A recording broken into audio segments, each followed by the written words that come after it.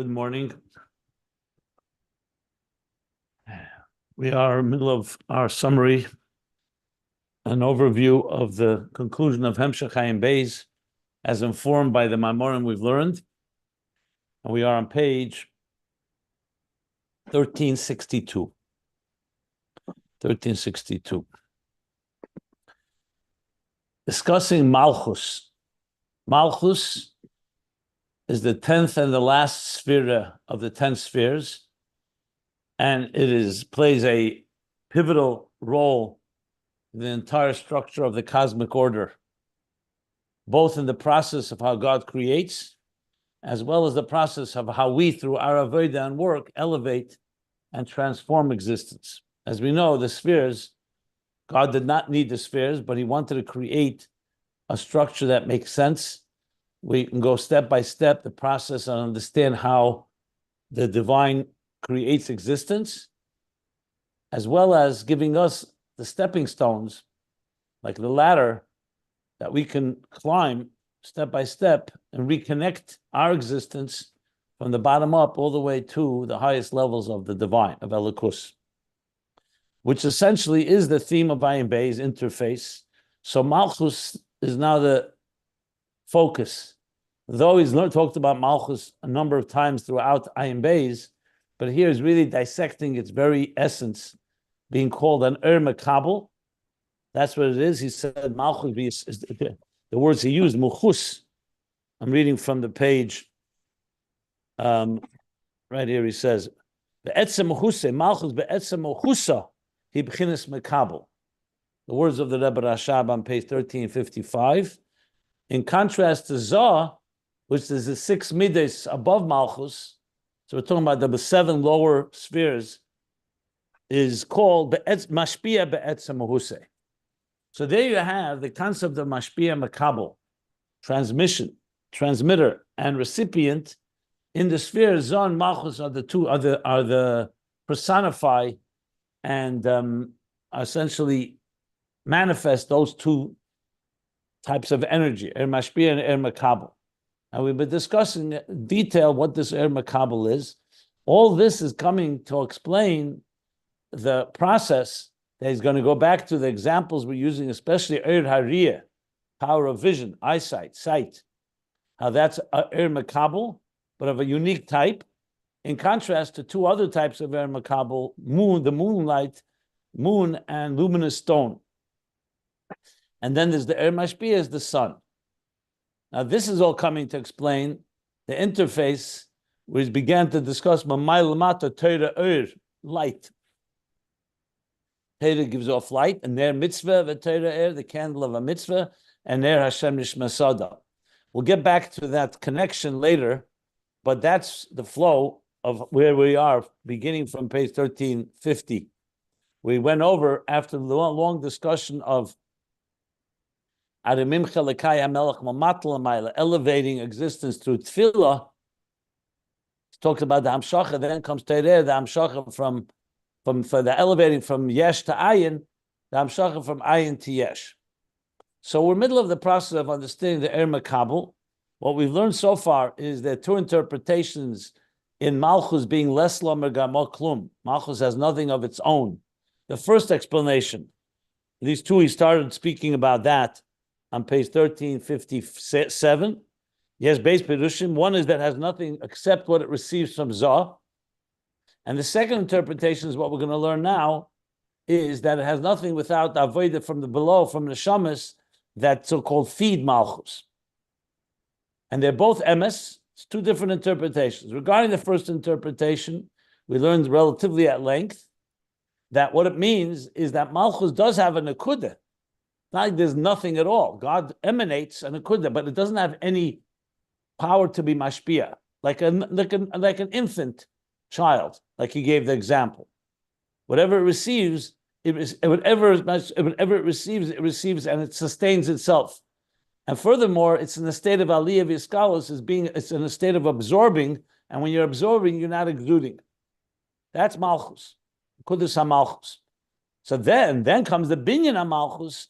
That's Malchus is starting to be so-called built up and structured through the 9 spheres above it, namely the six spheres of Zah, and he explained at length the difference between Zah and Malchus. Both of them have an element of Makabel, but one is completely nothing on its own, and the other, Zah, already has, even in its state of infancy, we learned yesterday, it still has some Gilui. And then once it gets what it needs, Zah, it does not need to be dependent on Moichin to give birth, like he explained the difference between male and female. Whereas Malchus, number one, it begins without any Gilui at all. It's just a Nakuda, just a dot, a point. And even when it does receive from Zah, meaning, even when it's built up and it matures and it has the ability to give birth, it still needs the seed of Zah, the mashpia, to be ma'ored in it, even though it itself is giving birth. So if you recall, this is very similar. If you think about it, remember Eir Hariyah. Eir Hariyah, the eye itself sees, but it cannot see today without an external light to shine. So this is all going to come back to be explained when we start discussing the application in the three different types of Eir Makabel. So now we're up to the new paragraph on page 1362. And he's now going to talk about the second interpretation in Les Lamer Gamal Klum. And again, the big picture here, and why we're dissecting the anatomy of Malchus, the big picture is in order to understand how the process and the dynamics of how Eir Makabel grows and ultimately is able to receive the highest levels and go all the way up to Keser, to the Helam Atzmi and to the Etzem. So all this is part of the very process of the interface of Ayin Beis, which is which we're going to lead to, as this is going to bring us into the discussion of levels of Torah as they correspond to the levels of Eir Makabel. So we'll get there shortly, but right now we get to the second interpretation of Malchus. Okay, so with that we continue on now, unless somebody wants to clarify anything. If you have any questions, I'm happy to address anything. Okay.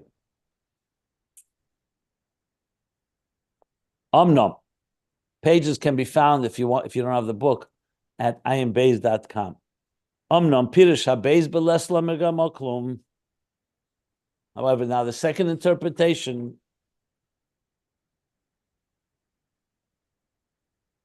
ki'im mashemekabelas milmata, the second interpretation, that has nothing of its own, only what it receives from below. So now we're talking about how Malchus is being fed from below, meaning from through our Avodah. Before he was talking about how Malchus is created, is emanated. It emanates that first as an akudah, then it's being fed and built up through the higher spheres. So he says, this second interpretation, gamze emes. So this is also correct. It's a second aspect to Malchus. This takes us back to page 1357, where he said both interpretations, Beis Pirushim, and then he said, Vishnei emes, Shnei Pirushim emes.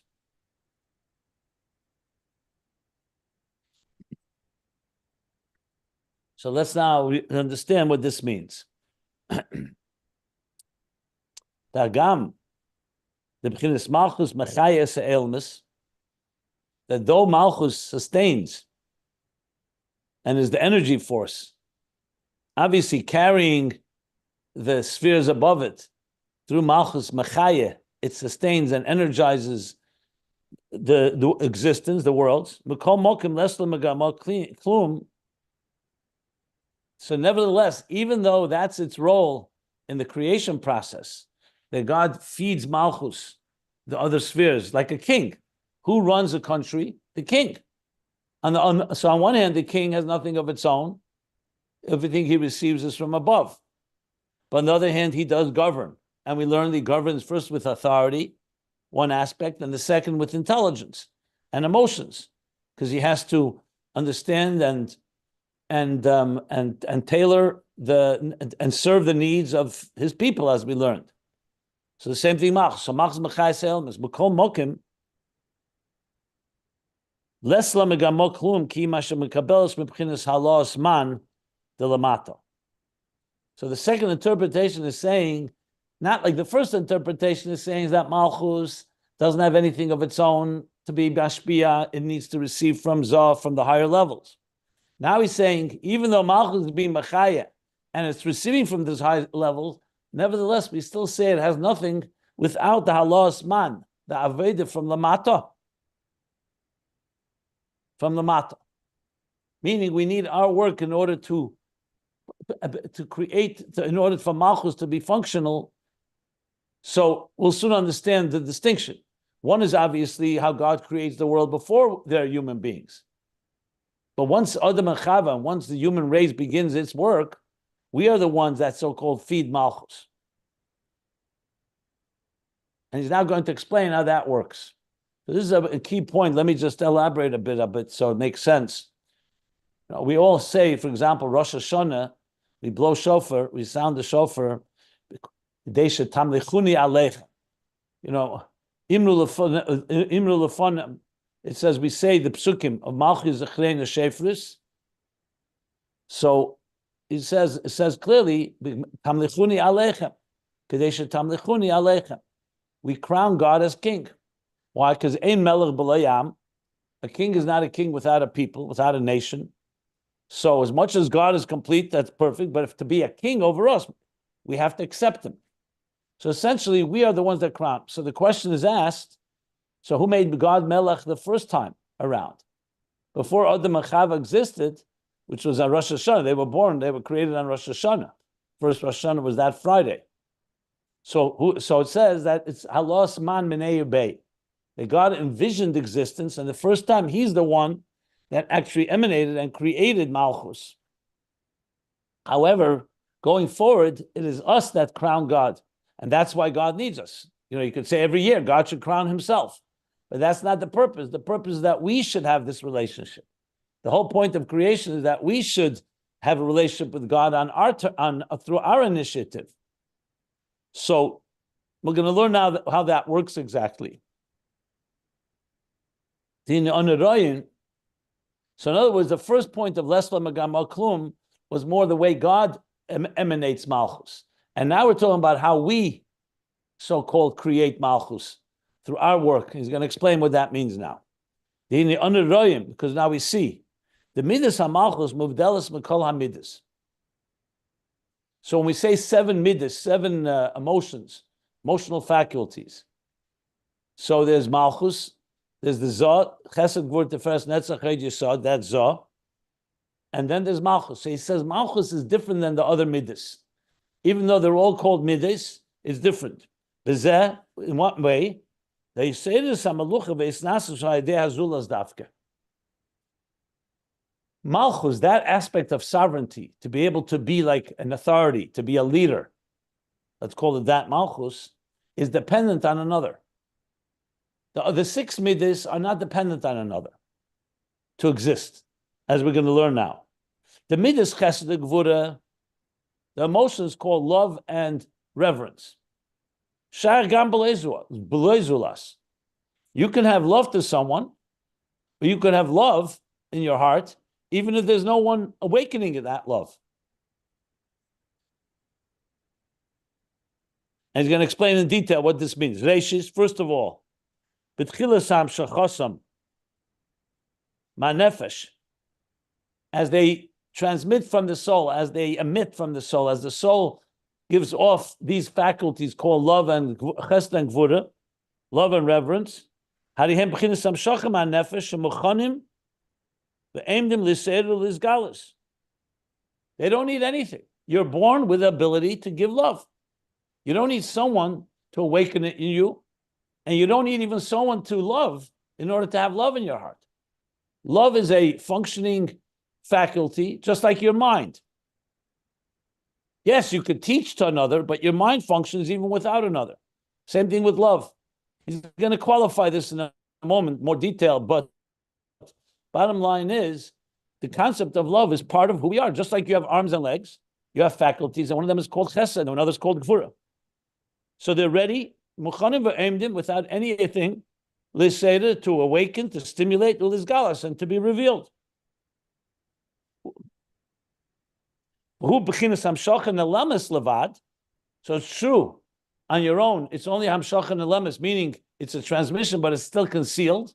because there's no one that you're expressing love to, but you have it in your heart. Nevertheless, there is that, it's a function and a faculty of the nefesh, meaning it is extension of the nefesh. It's an amshacha. It's not just the nefesh in its completely dormant fashion. There is an aspect of love in your heart. For example, take a person who's a fundamentally good person, a kind person. He's always capable of his love being stimulated within him.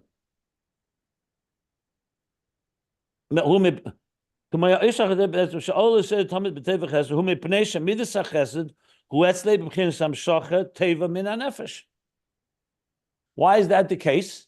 Because he's a good person, because the midah of chesed, which is embedded within his very DNA, in his soul, is in a state of amshacha.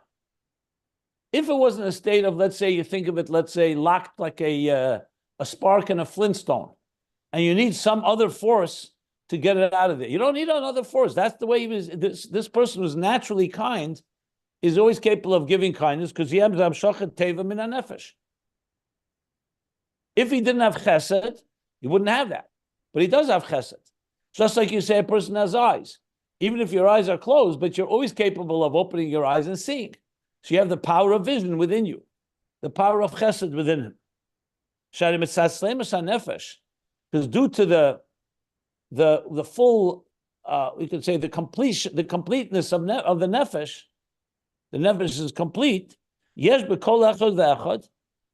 So it's like a person, when you say a healthy person, who's a totally healthy, totally complete.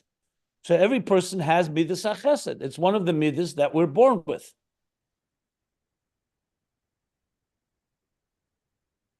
Not only we have it, it's also in a state of amshacha. In other words, it's a state of transmission. It's not just a faculty that's there. It's a faculty that has the capacity to flow, to transmit. And when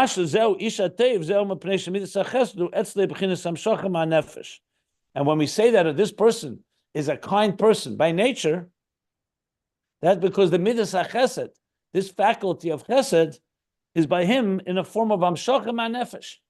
It's already extending from his nefesh, amshacha teva, and a good amshacha, meaning a kind transmission. The mishum zehu miseder bechesed yesem mizulase. So because he has this faculty in a powerful way, in a strong way, it's dominant. That's why his chesed is stimulated more than another person. It's just like one person is born with stronger muscles. Another person is born with a different strength in a different part of their body. So the same thing in the faculties. Isha chesed, there are people who have chesed, but they don't have that with the same intensity. So you say a person is a kind person, he simply has that midas chesed in a stronger way. It's a dominant gene, if you wish. And therefore, it's miseder the chesed yesem uzolase. So if two people, let's say, are walking down the street and they see a needy person, the kinder person is going to more likely be stimulated to be kind. Doesn't mean the other person can't be kind. It just means he has more of it. All this is to explain that it's self-contained. That the at the end we're going to learn this is like the mashpia. That Zah, the Midos, have this on their own. Whereas Malchus, we'll soon get back to Malchus, there is no Malchus without another, without a Zulas. Chesed exists even without a Zulas because it's very much part of who we are. The Nefesh has the faculty called Chesed, and same with Gvura, and the same thing with other Midas. V'chein b'isha Gvura. Now I was giving the example with a second Midah. A strong person, a disciplined person. So a person you see is very intense or very strong or very, and we'll talk in positive terms. It doesn't mean aggressive necessarily. It means isha gvura, a person who's a very strict, if you wish, a very strict person, stringent.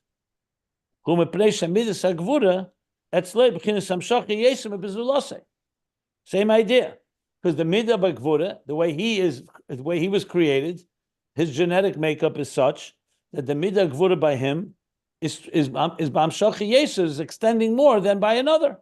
That's his so-called dominant faculty. Like, for example, we speak about Hillel and Shammai. Hillel generally is more lenient in his rulings. Shammai is more stringent, more strict. This has nothing to do with anyone else. It's because Hillel comes from Midas HaChesed. The Hillel this explains. Since it comes from Midas HaChesed, so whatever he looks at is with more lenient approach. He always looks for the heter, for the allowance. Shammai, his very nefesh comes from Gvura. So he looks at things with a more strict approach, with a more stringent approach, to be more careful. Like you'll see, some people lean, and they both have truth to them. We're not talking about right or wrong. Some people will lean being more cautious. Some people will lean with being more lenient and give you the benefit of the doubt. In any given situation, you have to measure in each case which way to be. Now, this has nothing to do with the zulas. This is not dependent on another person. They themselves have these faculties. So Hillel having an abundant level of chesed, that's how he looked at things. Like he's saying here, more chesed than another. Shammai, more gvura than another.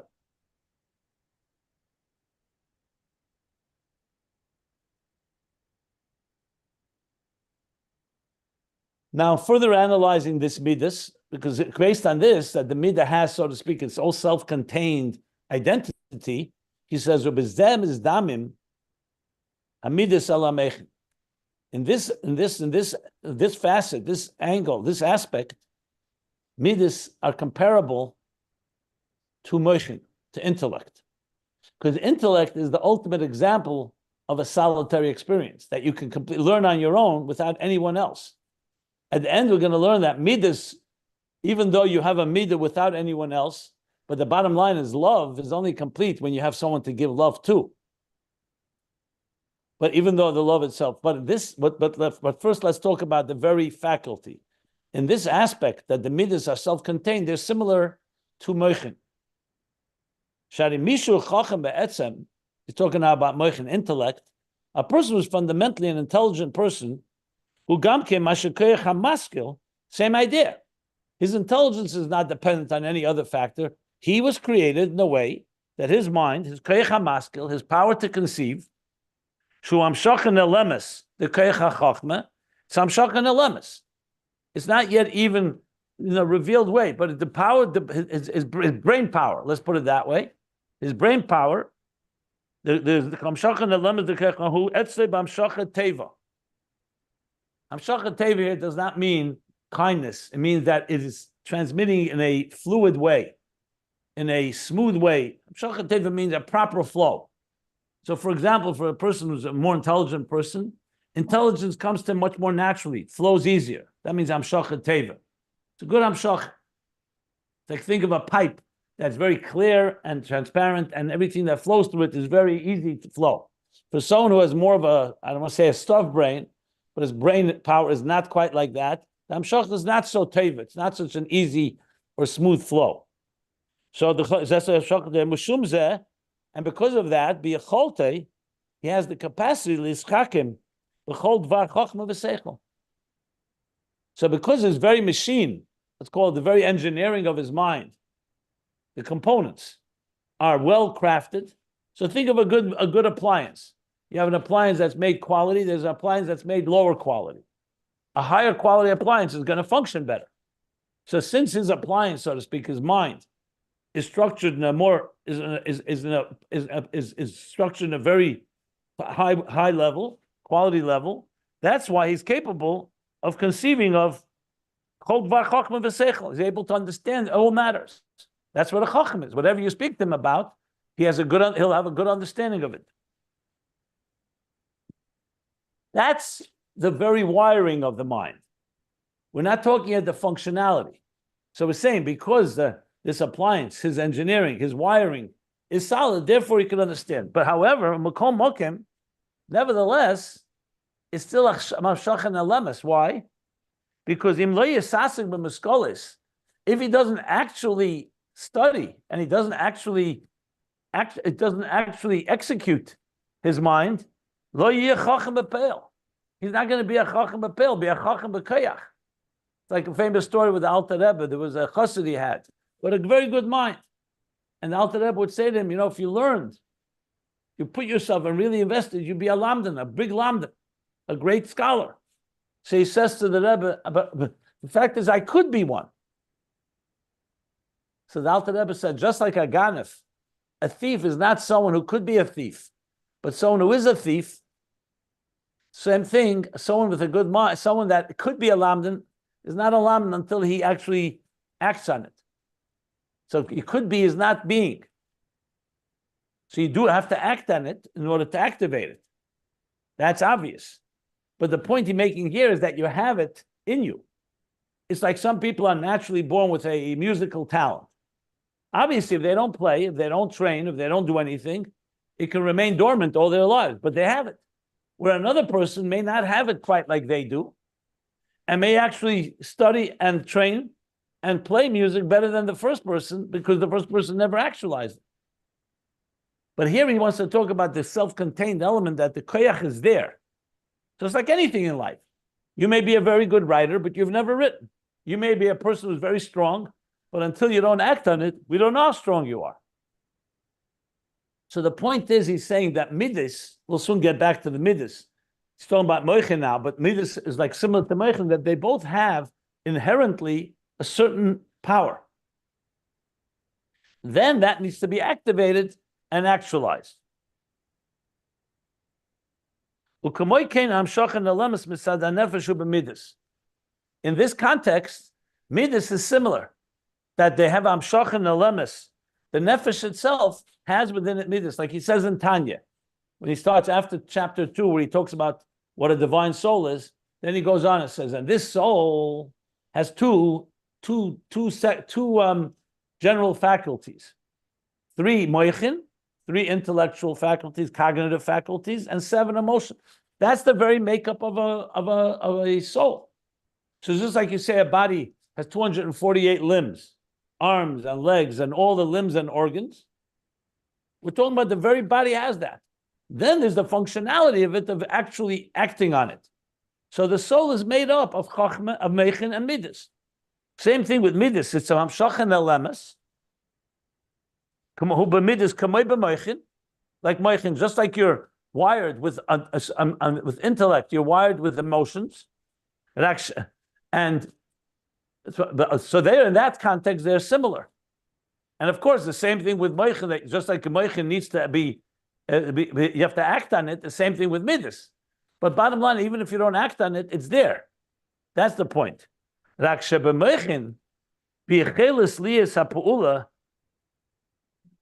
here's now the distinction between meichin and midas. The commonality is that they're both parts of your soul. They're both components. Your soul is a composite of meichin and midas. The difference is in the stimulation. The meichin bi'chelis liyas ha'pu'ula, the activation of meichin, meaning actualizing it, not just potential. You don't need another person to activate your mind. All you have to do is open a book or study something. You don't need anyone for this. So there's 2 steps. There's your mind, the way you're born with your mind. Now you have to activate it. And how do you activate it? You don't need another. Midos, even though they're like moichin in the sense that you're born with them, you have them inherently within you, but ef shaliyas hashpah b'peil, to actually mashpia chesed, b'loy hazulas. You cannot do that without a zulas. So you could be a kind person, and you could even have kindness stimulated within you. But bottom line is, to actualize it, you need someone to give love to. And the same thing with gvura. So meichin and midas, on one hand, both of them are faculties within us, inherent faculties, and they're self-contained, and that's how we're wired. But the difference is when they actually get the second part, the stimulation, the actualization of them, meichin does not need another. You don't need to learn with another person to understand an idea. You can sit and learn it on your own. Love is not possible if you don't have someone to give love to. So you have the love in your heart. That's correct. But the second half, which is the actualization, you need the zulas. Can I ask a question? 1 second. Let me just finish the phrase. 1 second. Thank But from the nefesh point of view, the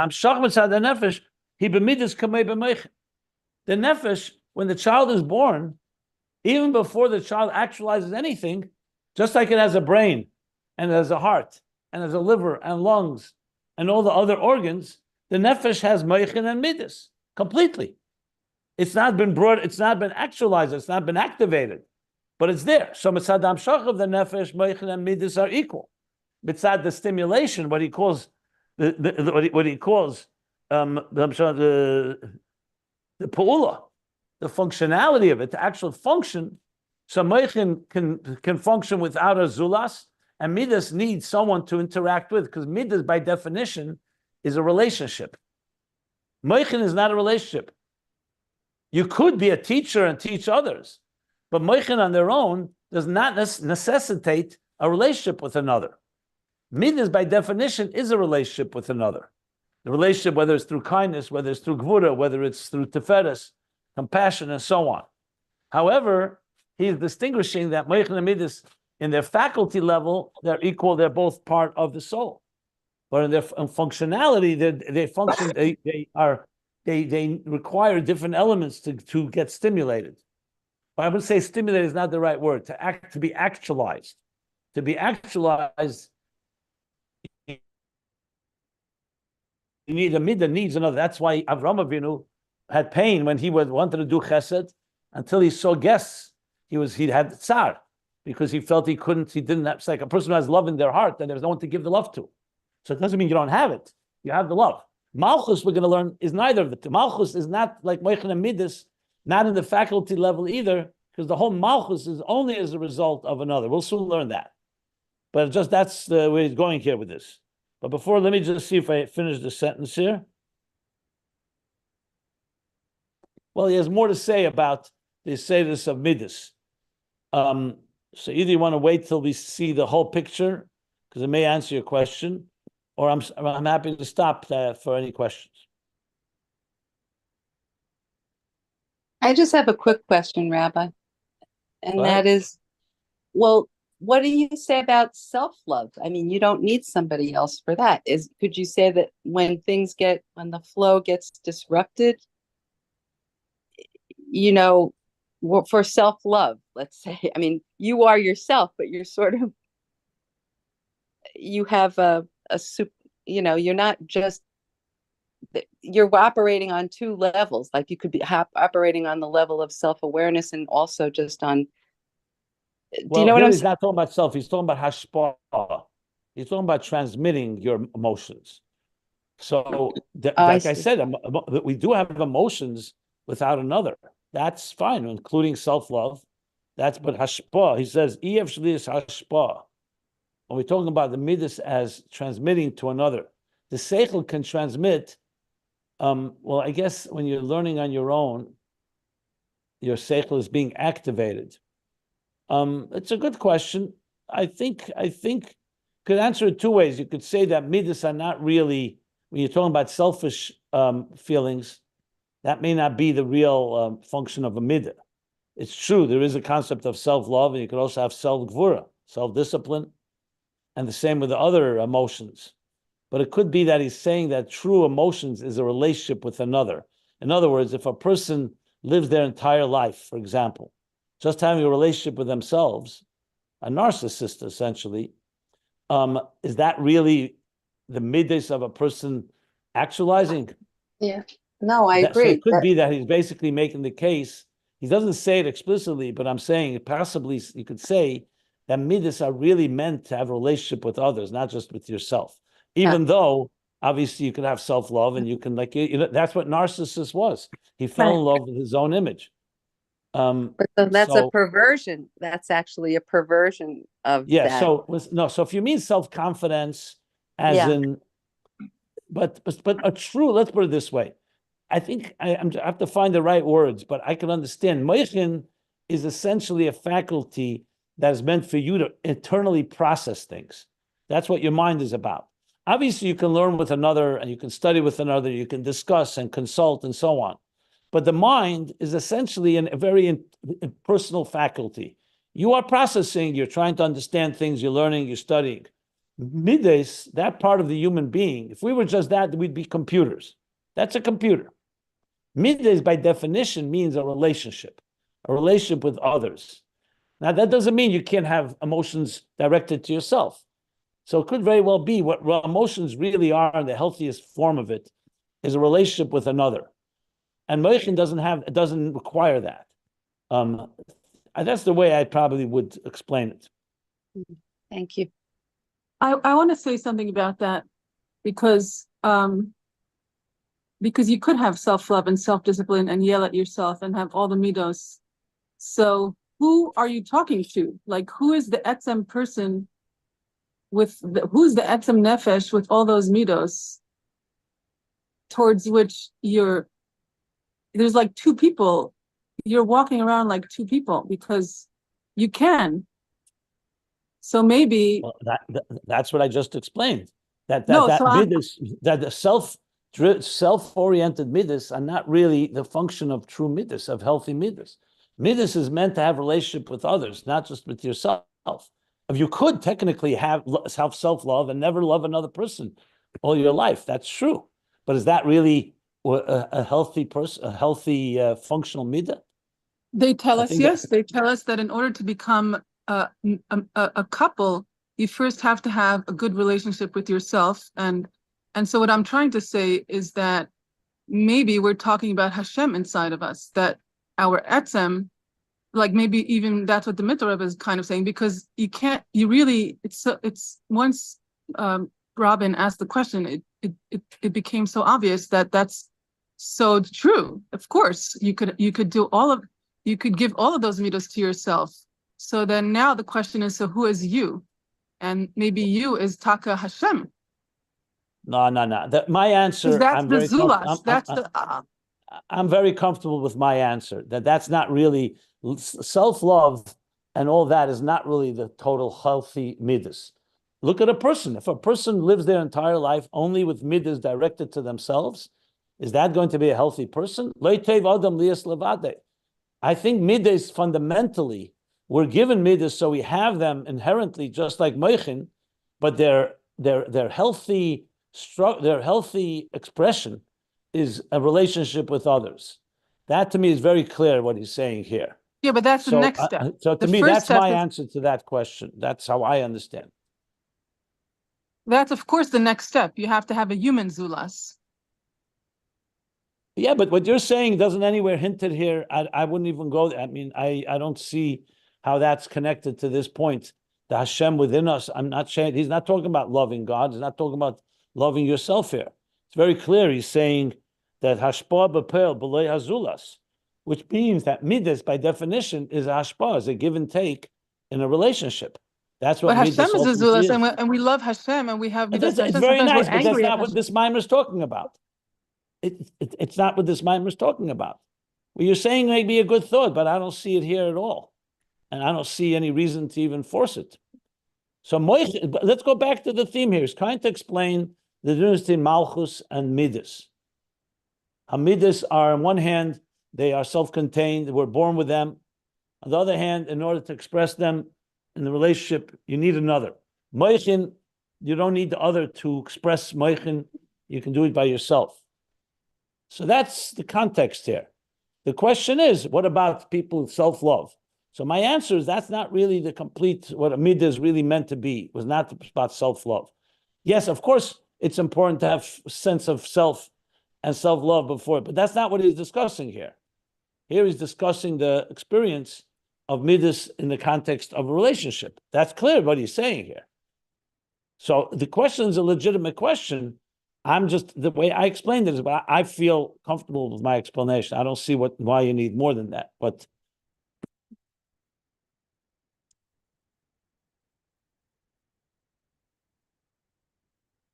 okay.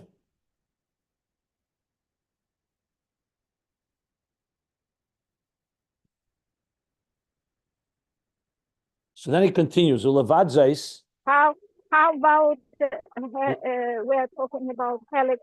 We all have part of percent inside us. Is that not can be love? Helix mamish. Maybe that's what lady's talking about. How about what? I didn't understand what you said. We're not talking about we are not talking about the animal soul. We're talking about divine soul that had helix mamish. We all have this part of God inside us. That's what we're supposed to love as ourselves. No, I understand. Well, self-love doesn't necessarily have to be an animal soul thing. You know, self-love in a healthy sense just means that you have a certain self-respect type of thing, self-confidence. But I don't want to, listen, let's not digress. Let's keep to the plot of this mimer. There's not a discussion, it's not a full discussion here on how Midos work. I'm happy to address it, but the key point to remember is that this is about a relationship. And, you know, I don't know if he's talking about the animal soul is a whole different story, the Midos of the animal soul, which is about selfishness and about its own needs. But even the animal soul also has can have relationship with others. But he doesn't talk about it here. There's not enough info to go there. Like he's not making these distinctions. No, so to get into all discussion, what's the difference between the love of the animal soul and love of the divine soul? It's a good talk. It's a good conversation, but it's not the theme here. And I don't know if it'll help us here. It may just confuse matters. Self-love is more like self-concern. Well, self-love can be two directions. It can be narcissism in a negative way. It could be an element of the opposite of self-hate, meaning accepting yourself, being comfortable in your own skin, being self-respect, self-confidence, self-esteem. That's correct. I just don't see. I mean, it's an important point to discuss. I just don't think that this is what he's trying to say here. He's saying clearly that the question here is, the question on the table that Robin asked was, how could you say that Midos are dependent only on other when you could have emotions directed to yourself? You can love yourself. You can be strict with yourself. You know, you can regulate yourself emotionally, and that is true. You can. However, my response was that Midos, in its full sense of the word, is a relationship.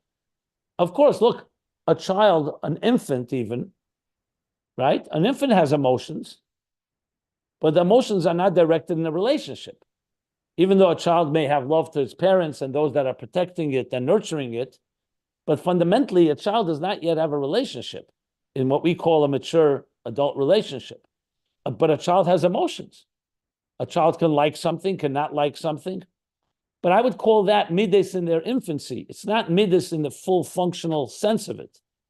Whereas Moichin, in the full functional, the Moichin does not need anyone else to understand things. And the Midos, for full functionality, like we talked before, Midos, Katnus, and Gadlus. So of course, Midos in the state of Katnus, immature emotions don't need a relationship. You know, children could be very selfish and very self-oriented, and their emotions are directed to their own survival. But emotions in the fullest sense of the word, mature, the more I think about it, I feel that's correct, especially now that I'm quoting what he said earlier. I'm going back to the previous paragraph, which is not disconnected from what we're learning now, where he said clearly that Zah, once it matures, it does not need Moichin, it has all the power of everything of its own. Yeah. And Malchus, even when it matures, it needs Zah. So I think what it was, so I think when Midos are in an immature state, they can be more self-oriented. But I think mature Midos means a relationship with another. That is very clear to me, is an accurate statement. So in other words, if someone who's 20 years old or 30 years old is still behaving like a 5-year-old with their Midos, you tell me. If it's all about themselves, that's not true healthy Midos. That's Midos that they're very self-contained, and ultimately it's not it can't be healthy. It's not going to breathe. Midas, for them to breathe properly, requires a relationship with another. That's, I think, as clear as day. There's no such thing as healthy midas without another. I mean, I'm talking about the functionality of it, the actualization of it. I don't mean the actual midas in your heart. I think that's the way to understand what we're saying here.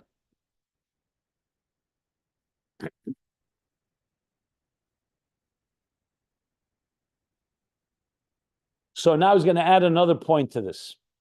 Well, levadzais, besides what we just said, that a midas, you can have ashpa without another, and moichin you could. Harigam hisedus hamida. Also the stimulation of the midah. Because till now, the stimulation of the midah, you could say you could have on your own. You're walking down the street, or you're just in your own mind, you're in your own place, and a good, kind person wants to do kindness. He doesn't need another for that. But he can't bestow kindness, he can't be mashpia, transmit kindness without another. He's saying now furthermore, levadzes, they say this hamida itself, the very stimulation, awakening of the midah, yocheli is gamkin b'lei hazulus. The status of the midah can also be without another, like I just explained. That isha tev, a kind person, a naturally kind person, miseder, he's stimulated or awakened or aroused the chayfetz lehetiv b'chazdei, and desires to bestow kindness, to show kindness, gam kishe'en lo lemi lehetiv u'lashpia. Even if he doesn't have a makabel, even if he doesn't have someone to whom to direct that kindness and love, that kindness, that goodness, and to be mashpia. Nevertheless, even if there's no one around, his heart can awaken with a urge to show love. And he actually has pain over the fact that he has no one to give that love to. So a person has love in their heart, they want to give, but they have no one to give to. Like we find by Avraham Avinu, that he was very pained by the fact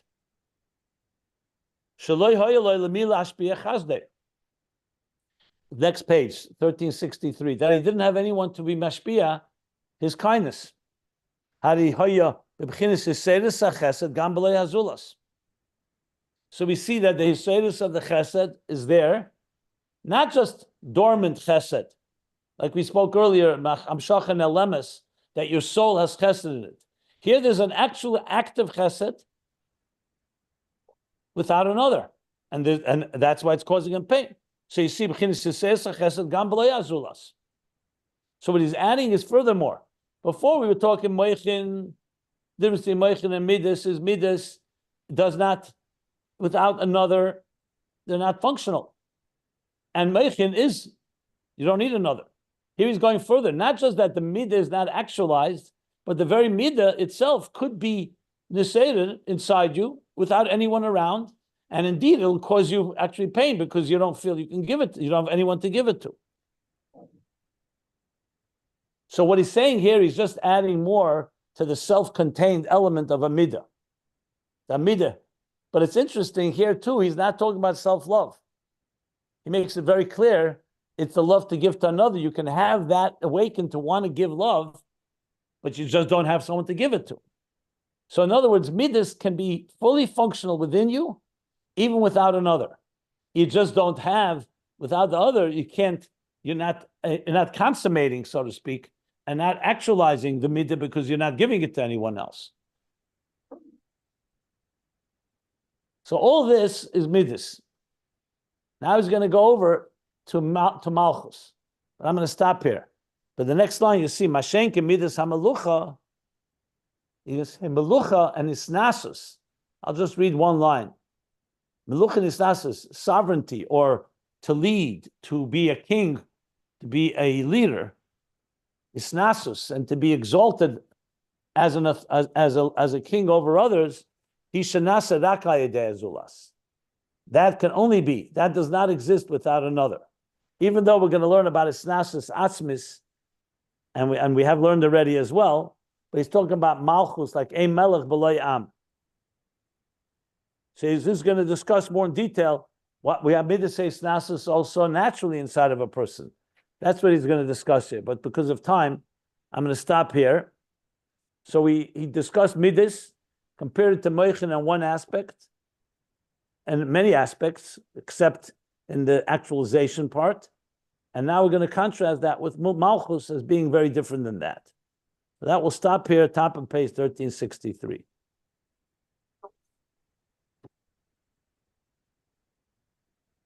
Anybody wants to comment? Questions?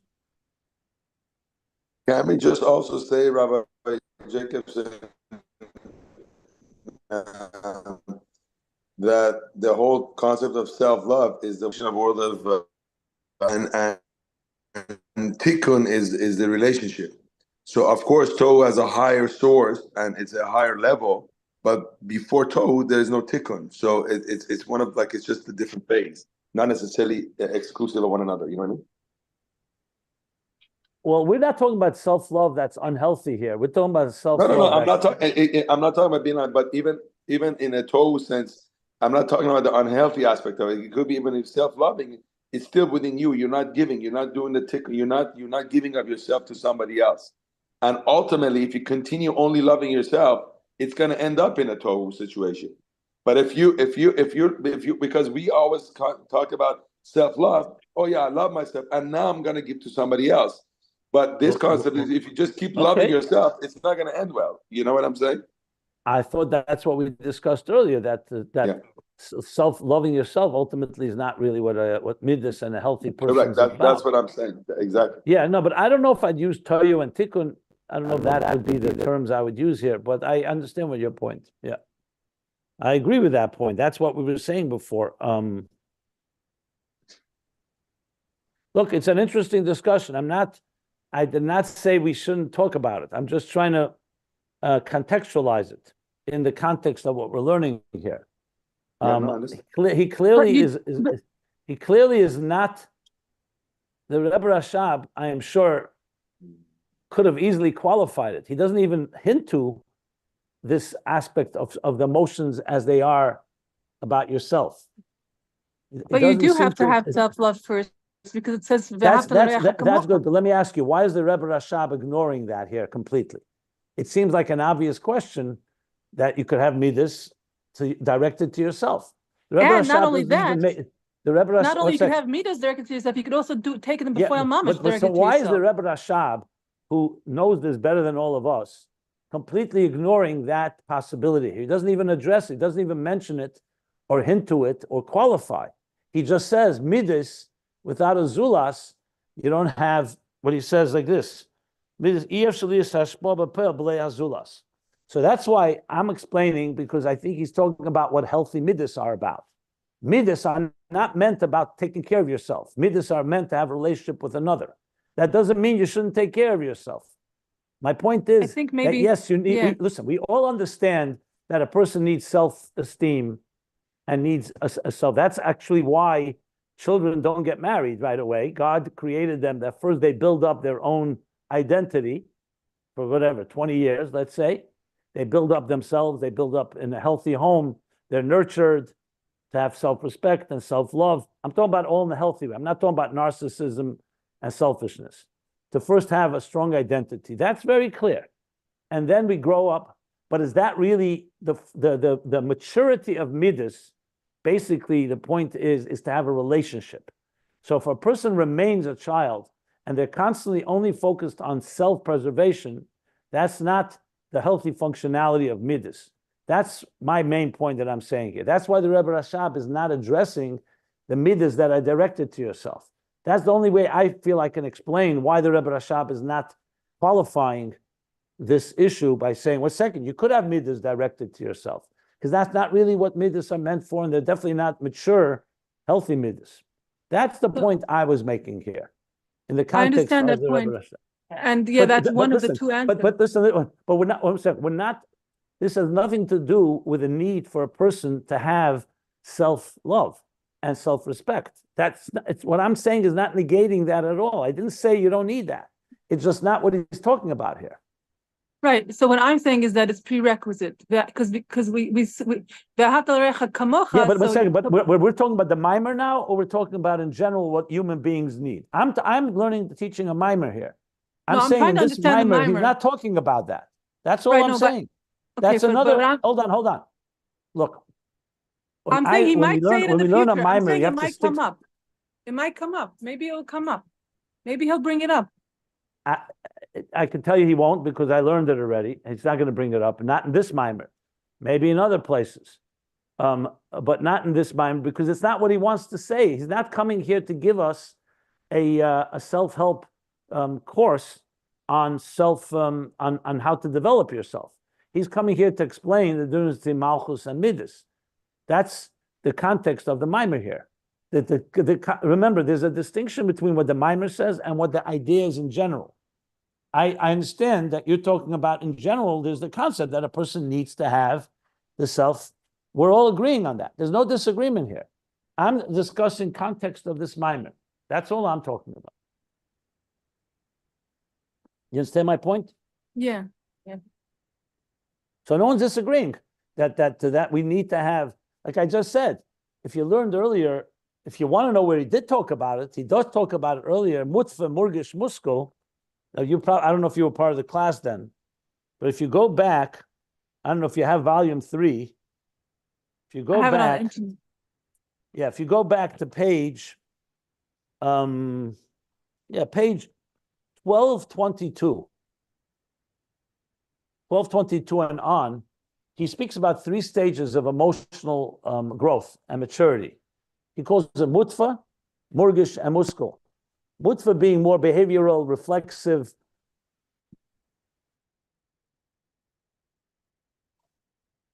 No. Just pure natural, deliberate emotions. And muskel is where the emotions become mature and are guided by the mind, and you become a mature, fully mature emotions. So there he talks about different levels of emotions. And clearly the earlier stages are about self, because that's what an emotion is. Emotion is a subjective, do I like this? Do I not like it?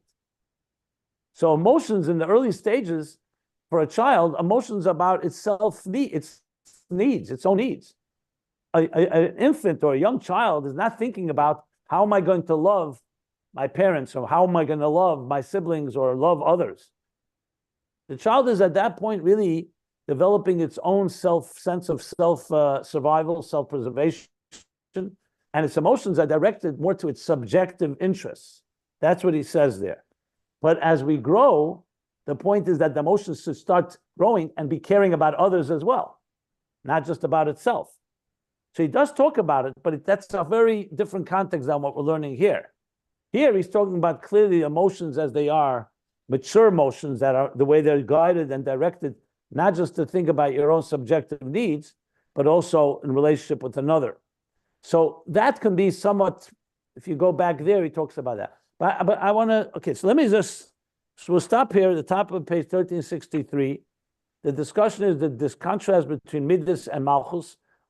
We haven't really got back to Malchus, just briefly now, but the next section is going to talk about that. We'll do that on Sunday in our next class, and then see where it's going to go back to the general. Again, I keep focusing on what the mimer is saying, and I hope that's okay. Very interesting stuff.